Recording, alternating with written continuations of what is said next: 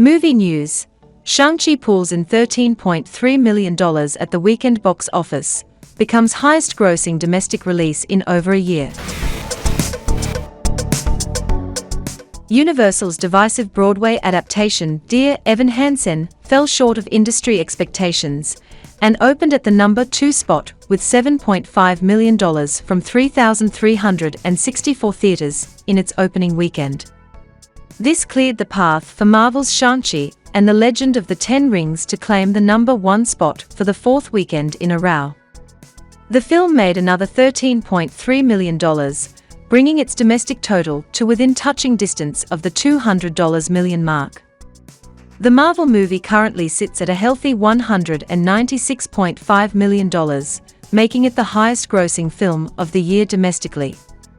The underwhelming box office performance of Dear Evan Hansen, directed by the perks of being a wallflower Helmer Steven Chbosky, cements the hit-or-miss nature of musical adaptations. While it isn't going to lose Universal hundreds of millions of dollars like the similarly reviled Cats adaptation, it won't perform like the sleeper hit The Greatest Showman either. Earlier this year, Warner Bros. Well-received in the Heights failed to recover its reported $55 million budget, nearly double that of Dear Evan Hansen, when it tapped out with $43 million worldwide.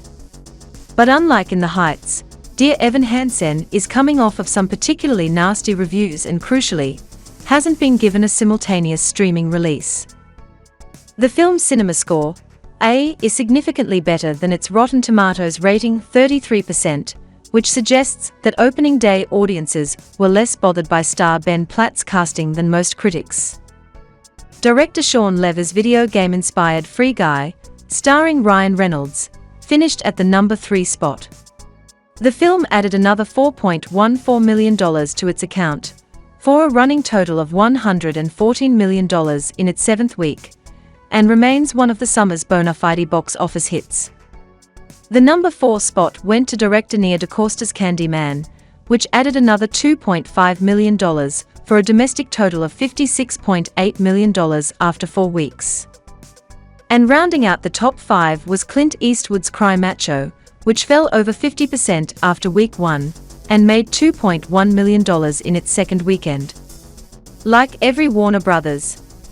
Movie this year, Cry Macho was also released day and date on the HBO Max streaming service, and currently sits at $8.4 million domestic.